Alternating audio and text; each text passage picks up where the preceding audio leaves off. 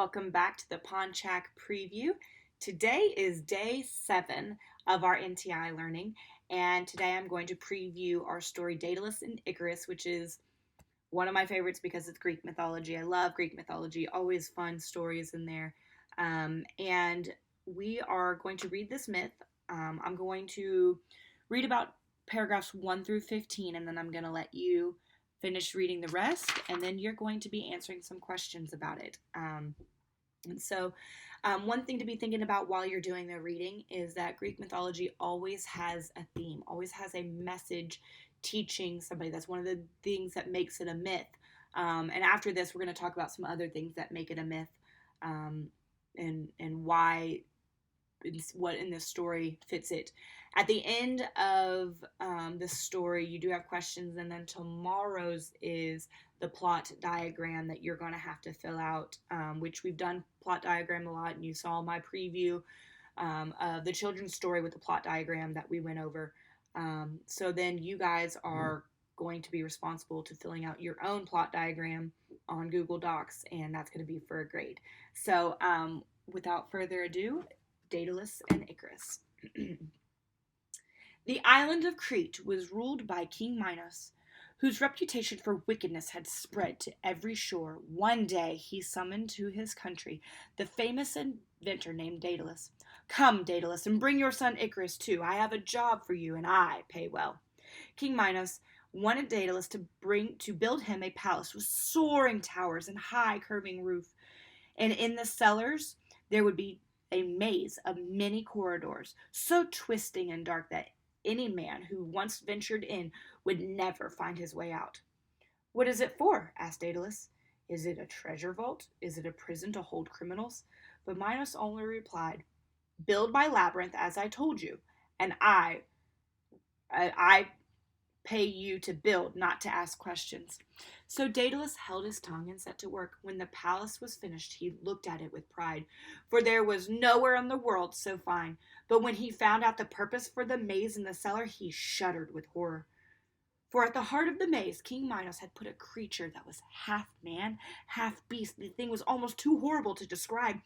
He called it a minotaur, and he fed it on men and women. Then Daedalus wanted to leave Crete at once. He forgot both the maze and the minotaur, so he went to King Minos to ask for his money. "I regret," said the King Minos, "I cannot let you leave Crete, Daedalus. You are the only man who knows the secret of the maze and how to escape from it. The secret must never leave the island. So I'm afraid I must keep you and Icarus here a while longer." "How much longer?" gasped Daedalus. "Oh, just until you die," replied King Minos cheerfully. "But never mind, I have plenty of work for a man as clever as you."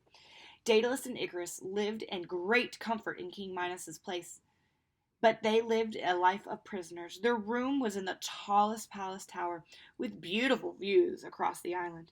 They ate delectable food and wore expensive clothes. But at night the door of their fine apartment was locked and guarded, and a guard stood outside. It was a comfortable prison, but it was a prison even so. Daedalus was deeply unhappy. Every day he put seed on the windowsill for the birds, and he liked to study their brilliant colors and clever overlapping of their feathers, the way they soared on the sea wind. It comforted him to think that they were at least free to come and go.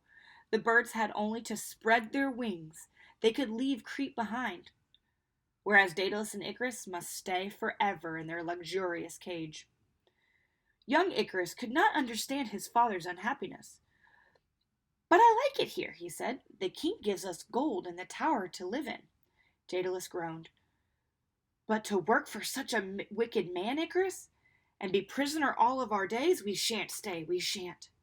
"But we can't get away, can we?" said Icarus. "How can anybody escape from an island?" "Fly?" he snorted with laughter. So go ahead and finish the rest of the story and work on the questions. We will talk about the questions in our Zoom. Enjoy it. It is a wonderful story. One thing I did want to talk about is number 3. It says, what are the elements in the story or characteristics of a myth? So let's talk a little bit about what are characteristics of a myth. It is, I can't remember if we talked about, I think we just talked about it in class, so let's go ahead and talk about it here. A myth has, it needs to be set in Greece, obviously, or a island part of Greece. It also is dealing with, teaches a moral of the story. So we haven't quite gotten to the moral in the reading that I just did. So when you finish, you'll learn the lesson that Icarus learns. And then the other thing that is that has got to have some sort of magical, unrealistic, really couldn't happen in a real world event or creatures.